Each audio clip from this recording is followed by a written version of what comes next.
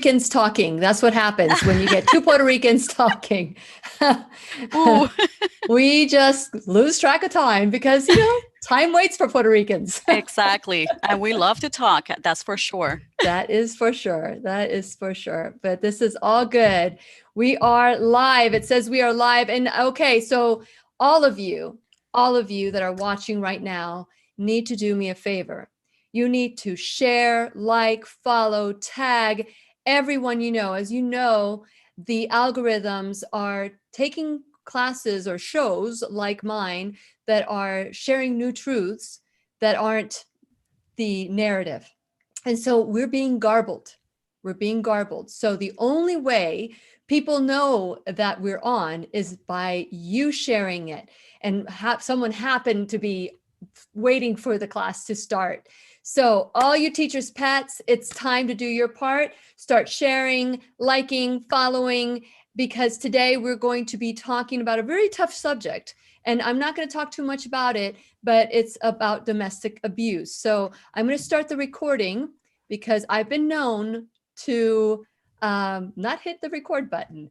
But today it is so important that we join in one heart with compassion and break down any limiting belief that you have that domestic violence happens to people that are underprivileged. This happens to everybody, anyone.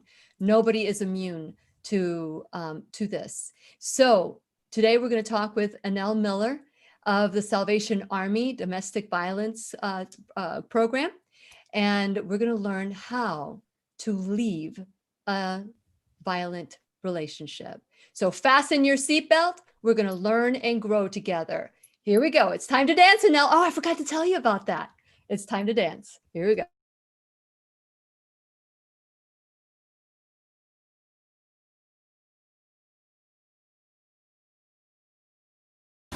The Lillian McDermott Show.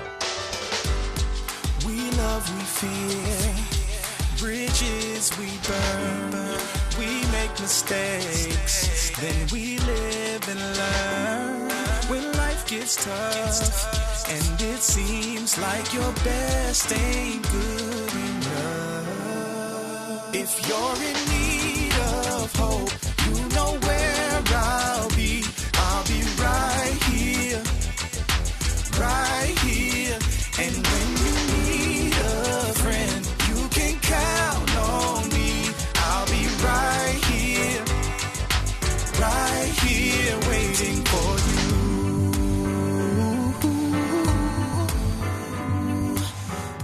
This is the place you can always turn to when you need a friend. The Lillian McDermott Show.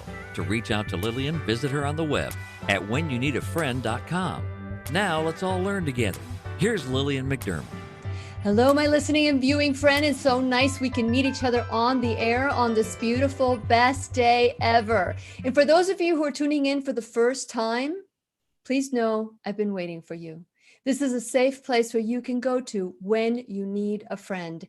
It is my commitment to provide alternative ways to heal, and it is my mission to make awareness, responsibility, and truth a part of our everyday life. And I hope you, my listening, as well as my viewing friend, will feel empowered to embrace a new truth and live the life of your dreams. Now, I have some questions for you. Whether you're in an abusive relationship or not, do you fear upsetting your partner? Do you think that anything that you're going to say after could get you in trouble? Or have you felt guilty about wanting to leave a relationship only to feel guilted or forced to stay? Are you wanting to protect your children, but just don't know how to break the family apart or how you're going to take care of those kids financially? Are you in an abusive relationship and you know you're in an abusive relationship, but you've isolated so many people around you that now you don't know where to go or where to turn? And so if you've answered yes to any of these questions, or if you know somebody that perhaps is in a violent relationship, and you know what, domestic violence doesn't mean that you're going to see black and blue marks on somebody. There's all kinds of domestic violence. There's different kind of abuse is what I'm trying to say. There's different kinds of abuse, but they all lead to breaking down the individual to where they feel like there's no way out. Well, today we're very fortunate to have Anel Miller from the Salvation Army domestic violence program. And today we're going to make a plan, because it's all about taking ownership and responsibility.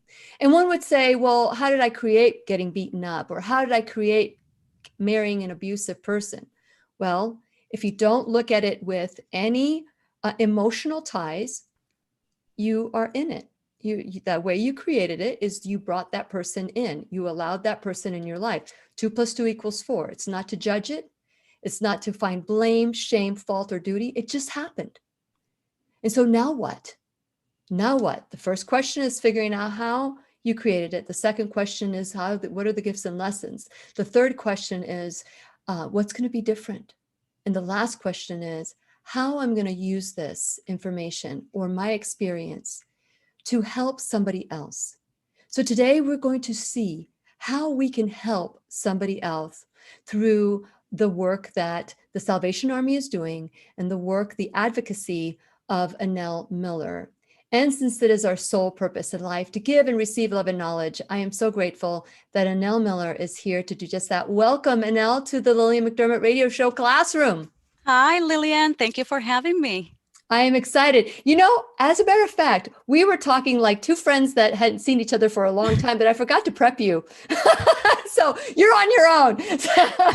So share a little bit about your background and what led you to the passion to help somebody in a violent situation or a domestic situation.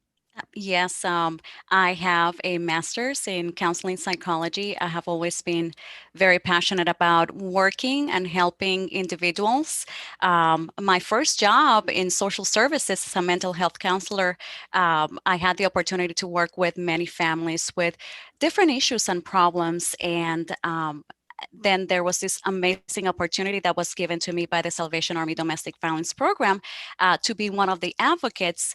And since 2014, I've been, my title is CPI Project Domestic Violence Victim Advocate, and my primary role is to be a consultant for DCF in child protections cases involving domestic violence. But I have always been very passionate about helping those that are in need. And domestic violence is a huge issue that needs to be not in silence. Everybody should be aware of it. Everybody should be well informed about what it consists, because it's very challenging to leave an abusive relationship and it's very dangerous.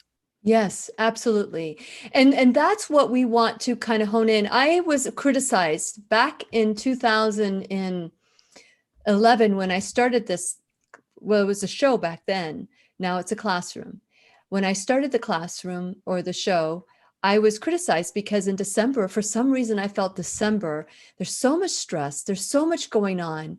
And that is when people try to gather together, be with the family. And if there's isolation, how do you break that cycle? How do you get out of it? Because there's also personalities. And so I was told, this is not a feel-good kind of show. You shouldn't do it in December. You can do it anytime. And I said, no. And I've always done it in December. Is there 1 month better than the other, or is abuse all year round? It's all year round. And I think that there's a misconception that during December that it is easier for a survivor or a victim of domestic violence to leave an abusive relationship. But on the contrary, what we see is that survivors want to maintain the family as intact as possible. And when you especially have children, they want the children to be with their parents. So it makes it very difficult. They have this conception that we have to spend our time as a family. So I'd rather continue in this abusive relationship, but giving my kids the opportunity to spend time with their father or their mother. Yeah. Yeah. And on top of that, you don't want to affect, the apple cart, and there's more drinking, There's more spending. There's more stress during this time. Not only do you not want to break the family down at this point, but that added partying and excuses to drink another more could jeopardize the person. This is just the way I think. Could jeopardize the person even more and put themselves more at risk during this time. So that is why we are gathering today. So if you know somebody, or if you're in a relationship that is abusive, then it's time to take note, to make a plan. Many people make resolutions. Resolutions don't work. I want us to make a plan, a commitment that it will help. And every year somebody reaches out to me and says, I made a plan. So I am committed to today. And Anel, thank you so much for helping us in this process and making a plan. So thank you. So what are some of the signs? Because I'm all about prevention. We're all about prevention when it comes to health and wellness and health and nutrition and all of that. But what are some of the telltale signs that your relationship may become abusive? Every case is very unique when it comes to domestic violence dynamics. Usually perpetrators are experts into finding that vulnerable person. Okay, and survivors are not damaged goods. They do have a lot of trauma that they have gone through in life, either from childhood. So perpetrators usually, or abusers of domestic violence, are really good in identifying this is a person that needs somebody, and then that survivor or victim has shared all of the past abuse or trauma that they have undergone, gone through. So perpetrators kind of like latch into that. This is my opportunity. So usually a perpetrator is not going to say, I'm going to abuse you, I'm going to punch you, I'm going to verbally abuse you. They kind of groom the survivor into, they're very charming. That's the other thing. And then they start this progress of, and slowly getting into, okay, I'm going to have her quit her job. I'm going to have her move away from her, support system. So it's a progression of things. It's really rare when you see that violence from the beginning of the relationship, but it usually escalates. And like you said, domestic violence is not only the physical abuse, but you have the verbal abuse, which is, and for many of our survivors, it could be something much more worse because it's hard to recover from that trauma that you have sustained for so long. How do you, because I'm sure you are seeing women and men, because that's another misconception that I discovered through this process, is that it's not just women who are battered, but women can also abuse men. Do you find that do men come forward more than women, or is it because women are usually share a little bit about that, and do men feel comfortable in coming forward? Unfortunately, due to the societal stigma, and men usually tend to be raised to be the strong person. You do not cry. You don't say that somebody is abusing you, because then you're going to be seen as somebody weak. And this is, again, the media portrays woman and man in so many different ways. Then it's yes, we do have men that come forward, but it's much more harder for them because of the society. You're expected to react and act in a certain way. And God, you will never be abused. You're not a victim of domestic violence by a woman. How can that be possible? But again, we see more women going forward. Statistically speaking, it's more women than women than men, but there's absolutely a lot of men that are victims of domestic violence. The dynamics are different as well. Yeah. And okay, so let's talk about the different kinds of abuse, because you did talk about physical, and then there's verbal. Neglect. Can neglect be falling into that? Neglect to the children in a certain way, because what happens as if you are not familiar with this, but I'm educating our audience as well. When it comes to domestic violence, you have the physical, you have the verbal. There's this wonderful wheel that is called the power and control wheel, which you have the physical and verbal aspects of how an abusive relationship can look. So you have children that can be used as weapons in a domestic violence relationship, and you can have the minimizing, the blaming of the victim. You have the retaliation, you have the humiliation. There's so many ways and so many tactics that abusers can do or act towards their victims, including children. So neglect per se, unless it's that the perpetrator is not providing food or is kicking the survivor out of the home. But neglect per se, it's not considered unless there are children involved in a case. Okay. So what are some of the signs? So we talked about the individual isolating. Are there any other signs that maybe people aren't aware of? One of the main things that we see is the financial isolation, especially now more than ever with COVID. How terrible COVID has made things for survivors, and they're stuck at home. So it's really hard for them to leave an abusive relationship, especially if they are dependent on that abuser who is the sole provider of the house and they're not allowed to work.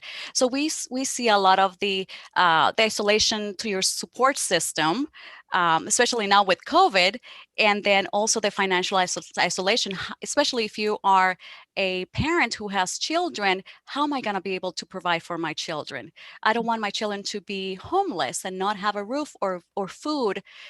So that is something that we see a lot with our survivors.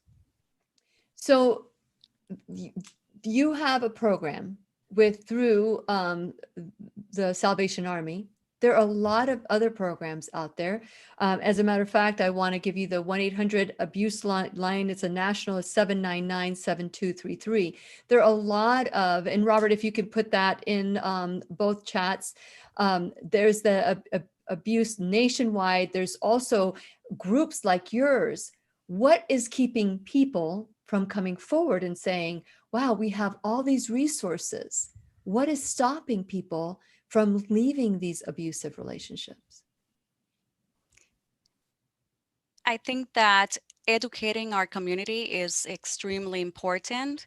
Our program provides prevention services, so we can provide that education in schools and in different scenarios. So I think that the more that we spread the word about domestic violence, the more we create awareness about the services and the resources that are available to survivors so they can safely live an abusive relationship. So the education is number one when it comes to help survivors of domestic violence. Okay, so you have somebody that says, okay, there's not going to be room for me at the inn. There's not going to be room for me and my children. Is there, you talk about resources, are there resources that will bridge women, that will bridge men, that will bridge families into being okay and safe? Are there, if it's truly domestic violence where the person has threatened the woman, you hear about shootings in front of their jobs, and we hear about that when there's probably more women or men that are safely, I don't know, maybe it's just, I just hear like when a plane crashes, everybody hears about it, but there are hundreds of thousands of car accidents that we don't hear about. So let's talk about success. When somebody decides to leave, can they be successful the first time, or do they have to leave 8 or 9 times before they're successful? Statistically speaking, it takes about 7 times for a victim of domestic violence to leave an abusive relationship because of how dangerous it is. But there are a lot of success stories. We have worked with survivors that are able to find housing, find employment, be more independent. Independence for an abuser is a threat to the power and control in their relationship. So when they're able to get the help that they need, especially when they come to our center and they're able to do relocation assistance and attend our support groups, or if they need to have, a place where they can safely stay, like our shelter, there are so many opportunities because, again, we're providing all the help in a confidential location. It's a safe place that they need for themselves and if they have children, and they take advantage of these resources because before they did not know that there was help out there. So there's a lot of wonderful stories of our survivors, and we have had communication with survivors that we've been working for many years, and we suddenly get a call and say, hey Anel, I just wanted to tell you that I got a job. Or immigrants, people that are here and that they need a safe place to stay, and we're able to help them with their immigration status because that's another issue, and that for a survivor who is an immigrant, it's going to make it harder to call law enforcement because they are very scared of being deported. So taking advantage of our resources is a very powerful thing, and we're very happy to hear those success stories. So yes, it is possible. Absolutely. So what are some other resources that we may not be aware of? You just mentioned housing, helping find a job, so what are some of the other resources that people can reach out to and discover? Absolutely. So we offer the support groups, and in a confidential location, we have 2 wonderful support groups. We have the shelter. We provide assistance with the relocation assistance for those victims who need some financial assistance to move into a safe place. We provide court advocacy services. So for example, if we have a survivor that files for an injunction and needs that support to go to a hearing, we can go with them. We provide legal advocacy or legal referrals, which is very important because that when it comes to domestic violence relationships, maybe getting a divorce if they choose to do so, we can provide those referrals for them. In my case, I think that it has been very beneficial that I'm working very close with the child protection investigators. So when they have domestic violence cases, then the investigator contacts me and then I can link them to the services that are available here for them. So there's a lot of things that we can reach as long as they have our information and they call the hotline. We're here for them. Okay, so the number for your department is that the 321-631-2764? Is that how they get a hold of your department? Yes, that's our hotline number, which is open 24 hours, 7 days a week. Okay, so that is for the Salvation Army, Brevard County. So if you're not in Brevard County, that's Melbourne, Cocoa Beach, Cape Canaveral. If you're not in this area, the 1-800 number where you can call is 799-7233. I just want everybody to start thinking about, how do we make this plan? So we talked about the services. We talked about how difficult it is 8 to 9 times leaving. And I'm hoping that one and done. I have to tell a story. When I was single for the first time after I got married, I was married before. I went out with this guy, and we had gone out several times, and I didn't want to have a physical relationship with anybody. It was a platonic relationship. And at this point, he wanted to kiss me, but he pinned me against the wall, but he put his hand on my neck. And that freaked me out. And I never, ever allowed him inside my home or spoke to him again.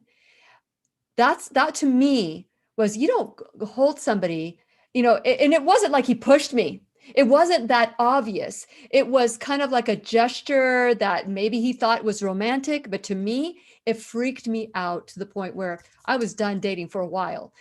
So what are some of the telltale signs? You say, the person is going to do certain things that your feelers need to come up.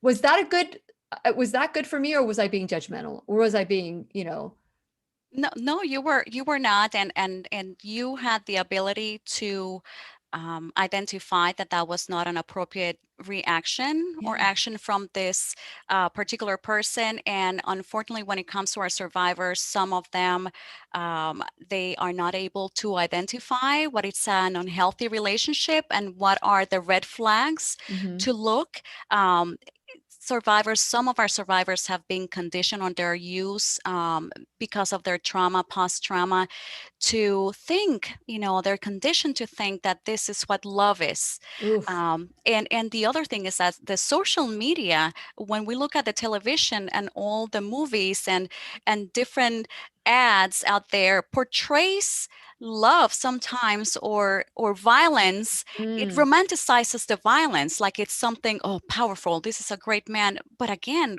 what are we creating? What kind of message we're sending? That somebody grabbing you, it's okay. So in your case, you were able to identify that for a lot of our survivors, not having that education, and not knowing that that's not something healthy, it may be very difficult for them to say, hey, let me step Ugh. back, let me look for help. Yeah. So, and that's one of the things that we see a lot in our survivors, that they're not able to identify that that's an unhealthy action or relationship. So if men or women are in a violent relationship or a abusive relationship, may not be violent, it might just be abusive. And some of the images I get with some of the people I've met through my lifetime, where the spouse is calling them every 5 minutes, or they're checking their phone, and it's both men and women. They're checking each other. They don't trust each other. How then do you make a plan to get out of this situation when they're checking up on you, when they've got you isolated financially and emotionally and all of that? So how do you start? What's the first step in making this plan? Our number one thing is to do safety planning with all of our survivors that are calling the hotline. So once the survivor has been approached by law enforcement, which is a very unfortunate thing, again, if they have been isolated, they do not know what resources are available to them. But in cases in which law enforcement has been involved, or they may actually go to the hospital or see a doctor or a counselor, that's when they can get connected. Maybe the counselor will provide them with the hotline information and may be able to tell them, listen, I think that this is kind of like getting dangerous for you. Let me provide you with some information. So once they contact us at our hotline, we are able to do the safety planning in any step of the way. We do safety planning with survivors if they're ready to leave. We do safety planning when the survivor is still living in the same relationship and is not sure about leaving this abuser. But we do safety planning in different scenarios. We do safety planning before they come to shelter, when they leave shelter, even if they're with our outreach services, because our services are available. You don't have to be in shelter in order to receive services with us. Mhm. Okay. Mhm. So the safety planning is something that it's having that conversation with that survivor, finding out what has worked for that survivor to keep themselves safe, and then we can provide them with the ideas on, okay, have you considered talking to a friend? Have you considered talking to your neighbor?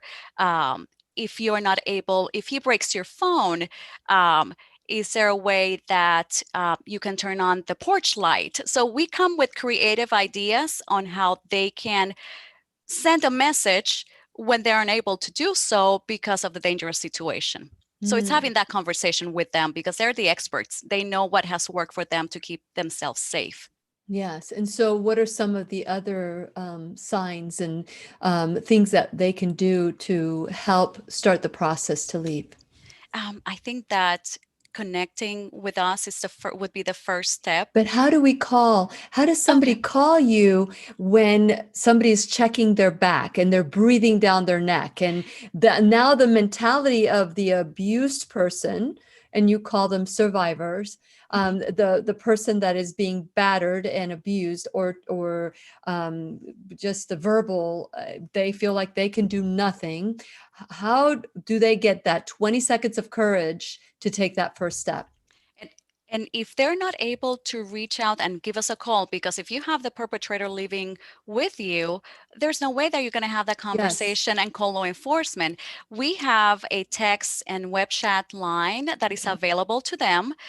So maybe there is a moment, one moment in which the perpetrator goes to the restroom and the survivor is able to text. And again, perpetrator is not listening to the conversation, so they can contact for help. So again, we have to, especially now with COVID, we have had to come with very creative ways on how survivors can reach out for help when they're not able to talk. Yeah. So is this new? Is this, because the number for that text line is 321-450-4325. That's 321-450-4325. So they just text. And when you text, do you have to give an address? I mean, how does it work? No, it's just the first thing that we ask, are you in a safe place? And if they say yes, we start with, it's all about their needs. Okay, how can we help you? And they let us know whatever their situation is, and then we provide them information based on what they need. So if they're looking for shelter, we are able to connect them to see if there's any space at our shelter so they can come. If they need assistance to call law enforcement and they're able to provide us with an address, we will do that. So again, it's based on the needs of that survivor, but as long as we're able to be in communication with them, even if it's for 3 minutes, that is something better than nothing. That's true. That's true. And so with COVID, are you finding that there's more abuse, less reported abuse? What are you finding with COVID? It has actually gone incredibly high. So we have had a lot of cases, more domestic violence issues, and our shelter has been pretty busy, as well as outreach services. COVID has maintained survivors isolated. Perpetrators use COVID as an excuse and to exert more of that power and control in their relationship. They create more fear in the victim about leaving them because they could be exposed to the virus. So how do you dare to leave me? You're going to expose the children and myself and yourself to possibly getting the virus. Or maybe the perpetrator is pretending to have symptoms and, oh, you need to help me. You need to take care of me. And so they're really wonderful into playing mind games, really good into making them feel that you're responsible. If you leave me, you are harming our family. So it's amazing how they can utilize so many tactics to continue that power and control in their relationship. Or that the person deserved it because they aggravated the abuser. Correct. And it's all of a sudden it's your fault. Exactly. It's all about blaming the victim. Okay. So other than calling you, are you able to find resources 100% of the time? Or if you don't have the resources, can you find other places where they can go to? Because the worst thing is, okay, we make this plan to leave and all of a sudden there's no room at the inn. Correct. And are you referring about shelter services? Or are you Any talking about kind anything? of service? Like if they impulsively decide we got to run for our life, this is really bad, and they contact the 211. 211 is a quick number in Florida. If you live in Florida, 211 will take you to wherever it is that you need. So if you don't know where to call, 211 is just simple enough. How do we get that person that is impulsively not just made a plan? Can they get help too? Absolutely. And once they contact us, if we are not providing a particular service, we are going to make sure that we find a number, a name, whatever they need, so we can connect them with that agency, with that resource that they need. Again, we provide a lot of wonderful services. We don't have absolutely everything, but part of our job and part of our advocacy jobs is to make sure that we're able to provide and find out more information for them if we're not offering that particular service. So what else do we need to know? What else is somebody who's been battered, abused, and they're ready? They think they're ready. Maybe they don't think they're ready. Maybe they still feel they're in that honeymoon stage, but they are concerned. What else do they need to know? I think that for survivors and for victims of domestic violence, it is very important that they feel that they are believed. Most survivors are afraid of reaching out for help because they have burned bridges with their social support, because the perpetrator has done such a great job in isolating them. The number one thing is to feel that we believe what you're telling us. We know, we understand, and we're here to help you unconditionally. We're here to break the silence, in a safe way. So survivors need to know that there's somewhere where they can go, somebody that they can talk to that is not going to use their information against them, that they're going to, believe that they're stronger than what they think. And building up that self-esteem, it's very important. And that's one of our most wonderful things that we can do for them, so they can say, hey, we want to empower them. We want to make sure that, hey, he took away your power and your control, but now you're going to regain it because we're here to help you with that.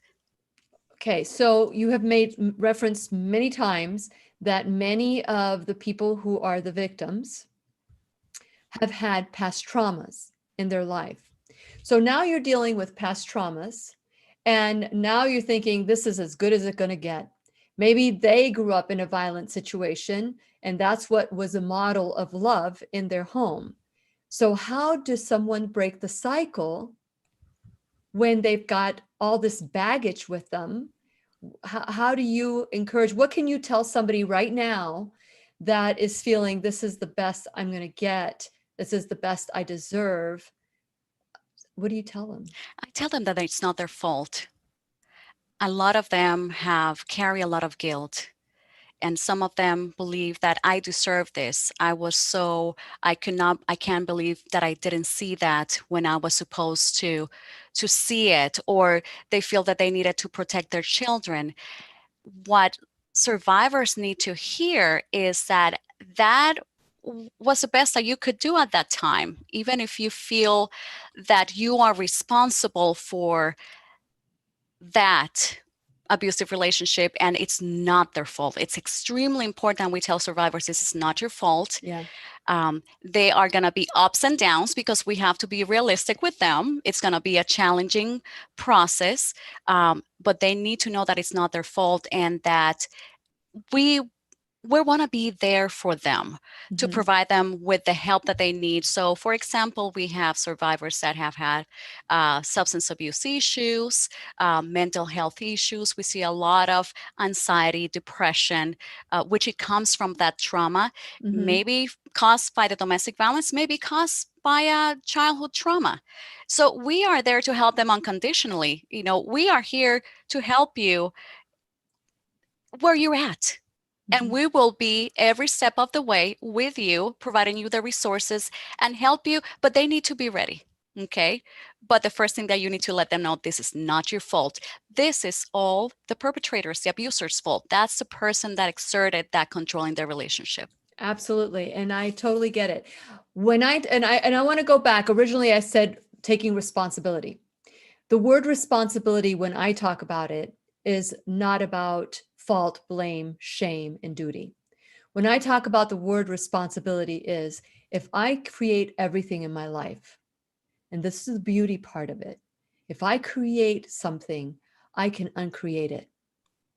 If I create everything in my life, whether it was I was born into it or I married into it or whatever, without any fault, blame, shame, or duty, to be able to see the beauty in the experience and be able to build from that and be able to come out of it to help others going through it is a totally different transformation as being a victim and that victimization and staying in that victim mentality.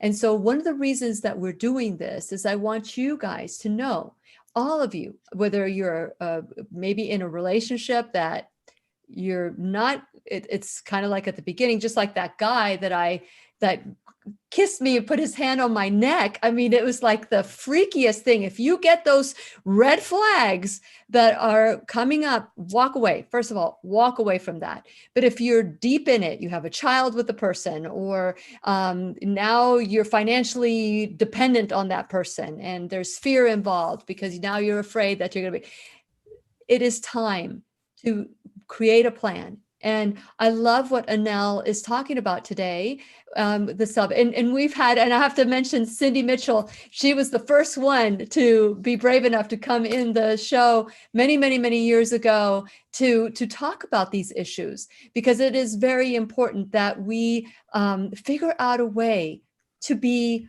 figure out a way, like water. I was just sharing this last night. Water doesn't worry what hole it's going to come out of, or what, if water just figures out a way out. I was talking about a leak that I had in my roof, and the drop came right here, but that's not where the leak was. The leak was on the other side of the home, and water found its way right to my desk. Water didn't say, oh my gosh, I can't believe I can't do this, or I can't do that, or I got to turn here, I got to turn there. No, do whatever it takes. Today, we're talking with Anel Miller of the Salvation Army Domestic Violence Program, so that we can create a plan, whatever that is to you. 211, you could call 211, you can call 321-631-2764, or nationally, you can call 1-800-799-7233. I don't care how you get there. But the fact is that we are enough and that you deserve better. That is truth. Everything else is a lie. And deprogramming the mindset is what's so important. And that's why I started the I Am the Solution, the New Truth series, I Am the Solution. And if there's anybody out there that is listening and says, oh, I can't afford something like that, you call me and we'll make it work. We will make it work, where the weekend workshop is a expansion. It's a continuing education, because there's lots of educated women and men in the same situation. But people do continuing education for their mind and their careers, but very seldom do they do continuing education of the soul. And so that's what I'm offering. I want to encourage all of you, January 8th, as you're making those New Year's resolutions that don't work, let's make a plan to change the mindset, so that you know that if you create something without any blame, shame, fault, or if I created this is the mess I'm in, you can uncreate it. That's the beauty of taking ownership and responsibility. So I want to encourage you that if you're interested in that, please go to my website at whenyouneedafriend.com and check it out, because it might be something that will help heal past traumas, will help dissolve the power of your violator, the person who's the perpetrator. And so when you're there, make sure at whenyouneedafriend.com that you subscribe, that you check out all the different classes that we've done over the last 9 years. And it's all to empower you, to stand on your own, to get 20 seconds of courage to walk, to take that first step. Do you have 20 seconds of courage? Because I know I do. I may not have a year's worth of courage, but I do have 20 seconds of courage to take that step. So I want to encourage you to go to whenyouneedafriend.com. While you're there, make sure you like and follow all my social media, and that you check out all the events that we're doing, and also check out my sponsors, my affiliate sponsors, and figure out ways that you can support them as they're supporting the classroom. And last but not least, you can become a enrolled student in the classroom. So by donating, whether it's $10 a month or $1,000 a month, whatever it is, time, talent, or treasure, doesn't matter, to help out making this information out there much bigger, so that people will have access to people like Anel, so that they know that they are able, again, no judgment, zero judgment. It's a puzzle piece, like 2 + 2 = 4. No one would go, I can't believe 2 + 2 = 4. No, it is what it is. No fault, no blame, no shame, only empowerment to take that first step. So, Anel, I am so grateful that you are here today to empower men, women, children, because children might find that they're being abused by both parents. So, those are things that, I want to put out there, that it sounds like it's easy, but once you take that first step, it's going to get crazy uncomfortable. So let's talk about some of the things that you guys are doing to kind of expand your circle of friends, to expand your funding as well. Yes. So we have right now, in terms of our program, runs by the generosity of our wonderful community. We're a nonprofit organization. We have several events coming up. Right now, we have, for the first year, we have our first kettle, okay? The bell ringers that are so famous for the Salvation Army, but our domestic violence program has a kettle at the Walmart in Cocoa. That specific location, all the funds are going to go to our program. So we can expand, so we can continue helping our survivors of domestic violence or their children. The other thing is that on Saturday, February 20th of next year, we have our 5K. So either you can run, you can walk, and the registration link is in Facebook. That's our main page that we utilize for our wonderful community and public. What is that? And what is that? The 5K? Yeah. Yes. What's your Facebook page? It is, and I will give you that information. So if you go to Facebook, it will be under the Salvation Army Domestic Violence Program of Brevard, Florida. Mm-hmm. And it's very important that you put those, because again, Salvation Army is a huge agency, but if you want to find more information, it has to be our domestic violence program, and it's at Salvation Army Domestic Violence Brevard. Mm-hmm. And that's our Facebook. And Brevard, Florida? Yes, at Salvation Army Domestic Violence Brevard. Okay, very good. So if somebody were to walk in right now and tune into the classroom for the first time, and they don't know what to do, because I know as a certified life coach, as someone who has been dealing with this, when somebody's not ready, they're going to deny it. They're going to deny it. They're going to deny it. They could have bruises all over their body, because abusers know where to hit so that you don't have it visible. How do you approach somebody that you want to help? I think that the most important thing is to allow them to speak. We cannot force a survivor to tell us their story.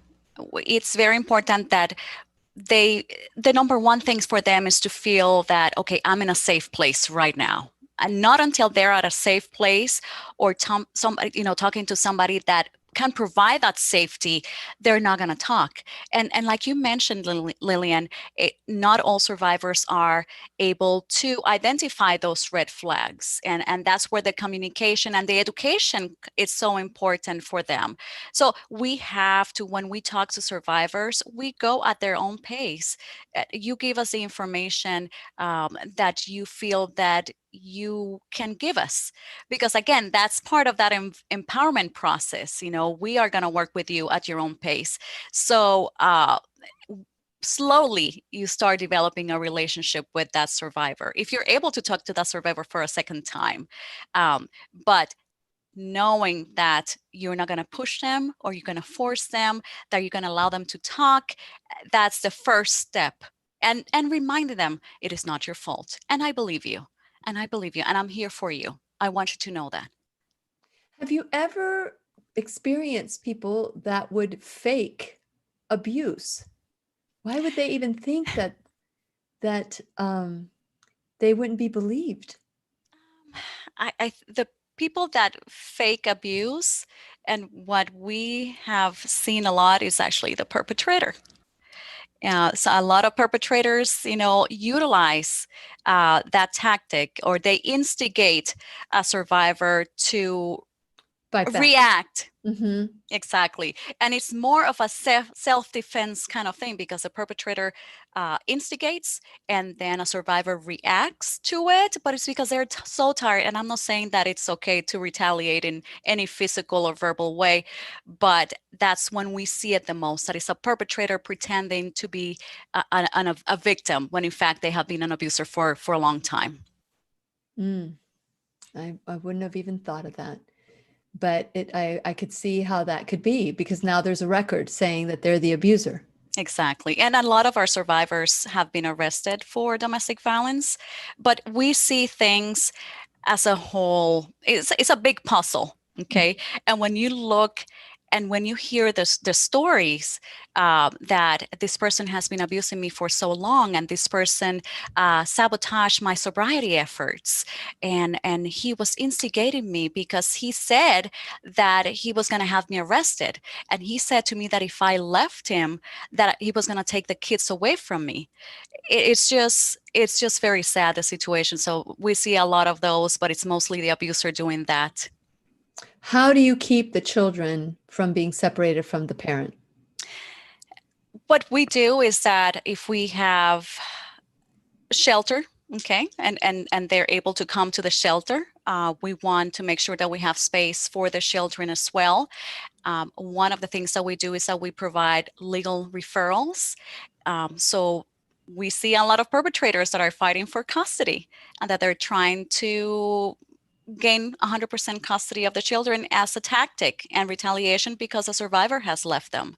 So we provide the legal referral, and the community and the resources that we utilize, the attorneys that we utilize are very knowledgeable about domestic violence. So not every attorney knows and understands what domestic violence is. So all of our resources are resources that are knowledgeable about domestic violence. So they can help them if they need to file something in family court, if they need to file an injunction for protection. So those are a couple of things that we can do. When we do safety planning with a survivor, we also talk to the survivor about how to do safety planning with the children. So creating code words. How can children know how to dial 911? So that's very important in the process, because we want to make sure that that mom is going to be able to take the children in a safe way, utilizing some of the safety plan steps. Yeah. What other steps? Because we talked about the safety planning. We talked about talking to a friend, maybe having some codes. What else is there before you leave? I think that coworkers, in some cases, if the survivor is able to tell a coworker, listen, in this situation, creating a hurricane bag, which is called an emergency bag, and not placing that bag at a home, you can give it to a coworker. So in case, whenever you're ready to leave that situation, that friend of yours has the most important documents in a bag, not at home.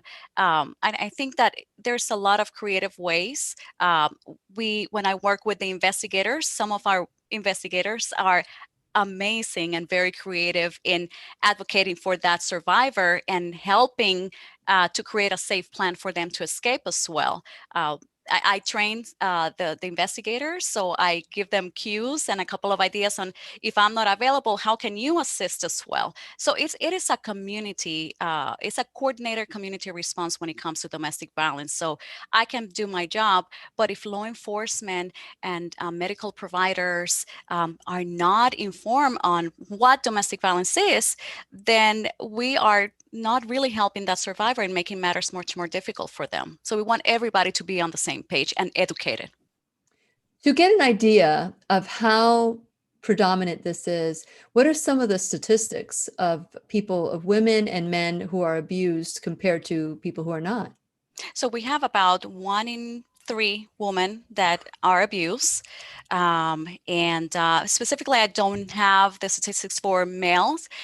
And again, it is because we know that there's much more male victims of domestic violence that do not report because of the societal stigma. But 1 in 3 women, unfortunately, are victims of domestic violence. And in most of those homes, there are children that are witnessing the domestic violence. So if somebody is financially strapped, that's part of how the victim is controlling them. Thinking about having to start a life over again financially, getting a divorce financially, that costs a lot of money, and that may keep somebody in. What are the myths about that? Is there financial support out there for men and women who need it if they need to divorce, if they need to move to another state. Absolutely. One of our programs is that we assist with relocation assistance, which is through the Victims Compensation in Tallahassee, and that provides financial assistance to survivors so they can relocate to a safer place, and that can help them with rent deposits, food, clothing. It has to be done at a certified domestic violence center, which the Salvation Army is. We can provide that legal referral so they can work with an attorney at a very low cost or for free. So don't have to incur in any financial costs in order for them to get the service help that they need. Okay. So we've only got 2 minutes left. Is there anything that we didn't talk about that you feel is important that you share at this time for someone who is in an abusive relationship? I think that it's very important for everybody to break their silence. Domestic violence tend to be something that people tend not to want to share, or they don't want to get involved because they are afraid of, oh, what is this person going to do to me? Or that's not my business. It is our business when it comes to keeping our families safe and children safe. So the more resources, the more help, please, we're here for you unconditionally. Domestic violence, it's a crime, and we need to make sure perpetrators are held accountable for their abusive behaviors. Very good. Very good. Okay. So you're watching today, Anel, or listening in my podcast, listening to Anel Miller of Salvation Army, Domestic Violence Program of Brevard. She is an advocate there, but there's others nationwide. So look them up. Some of the numbers for Brevard, the number that you would want to know is 211. For that will get you in, or the numbers are below. We'll put them in the link. But whatever it takes, you need to do whatever it takes to free yourself. And if you need any help on my end, please reach out to me as well. And please remember that this is a place where you're safe. You are safe. Thank you so much, Anel, for the work you're doing, for being an advocate of women, children, and men as well. And I pray that this conversation will spark some interest in somebody. So please remember, I'll be right here waiting for you worldwide at whenyounneedafriend.com.